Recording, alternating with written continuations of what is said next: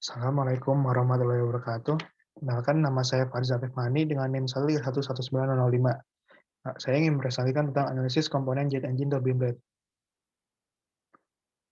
Definisi jet engine turbine blade. Jet engine turbine blade atau dapat disebut dengan pisau turbin mesin jet merupakan komponen individual yang berfungsi sebagai pengekstrak energi gas hasil pembakaran pada mesin jet. Dapat dilihat bahwa desain pisau turbin mesin jet memiliki desain yang berbeda dengan pisau turbin air dan pisau turbin udara. Fungsi dan cara kerja jet engine turbine blade.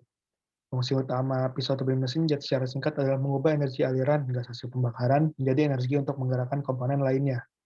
Dapat dilihat dari simulasi ini, pertama-tama kipas turbin akan menyerap udara.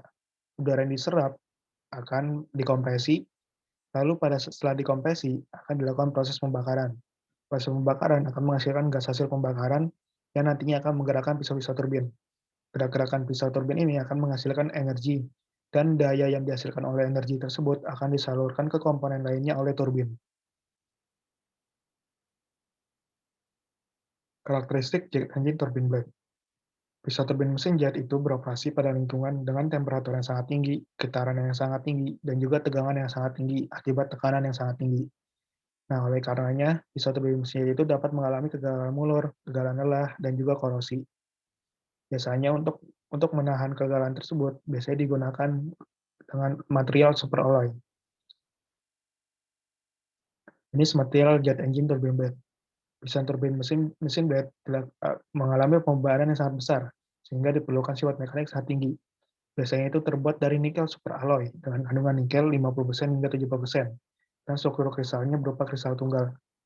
Dapat dilihat pada struktur mikro, kristal tunggal nikel superalloy tidak memiliki batas-batas butir dan butir-butir bersifat tunggal.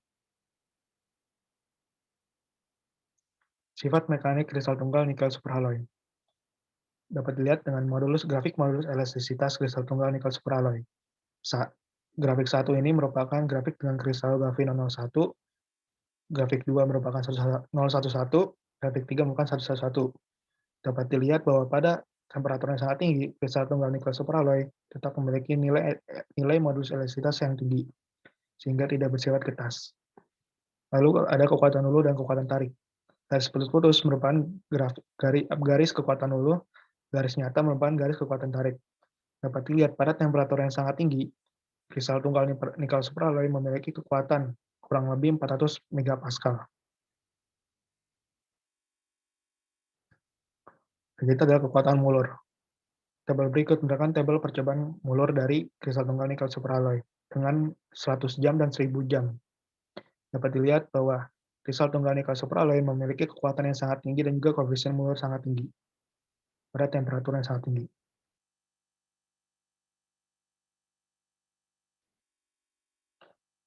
Selanjutnya adalah proses manufaktur jet engine turbine blade. Nah, pertama-tama kita harus memanufaktur logam nikel terlebih dahulu supaya menjadi logam nikel paduan superalloy. Pertama-tama, logam nikel dipadu dengan logam lain, yaitu aluminium, titanium, dan kromium. Nikel akan mengalami proses penguatan berupa precipitation hardening dengan proses pelakuan panas, lalu quenching dengan pendinginan laju cepat, lalu aging. Pada precipitation hardening ini akan terbentuk presipitat-presipitat dalam fase equilibrium. Presipitat ini akan menghalangi dislokasi sehingga terjadi peningkatan kekuatan mekanik pada logam nikel sehingga menjadi logam nikel superalloy. Lalu kromium akan membentuk layer oksida pada bagian luar paduan untuk mempertahankan korosi, untuk meningkatkan ketahanan korosi. Lalu selanjutnya proses manufaktur pisau turbin mesin jet, yaitu pertama-tama menggunakan ide solidifikasi terarah. Kristal tunggal nikel superalloy dalam fase akhir akan dituangkan ke cetakan, lalu akan mengalami pendinginan dengan laju yang lambat. Dengan laju lambat ini akan menghasilkan butir-butir dengan kerapatan yang lebih kecil dan diameter yang lebih kecil. Dan berdasarkan persamaan Hall patch, dapat dilihat bahwa diameter yang lebih kecil akan meningkatkan kekuatan material. Lalu grain selector pada bagian bawah cetakan ini akan menghilangkan batas butir, sehingga pada suhu yang sangat tinggi, tidak ada batas butir yang meregang, sehingga tidak akan menyebabkan kegagalan mulur, dikarenakan batas butir yang tidak ada. Sekian dari saya ucapkan terima kasih.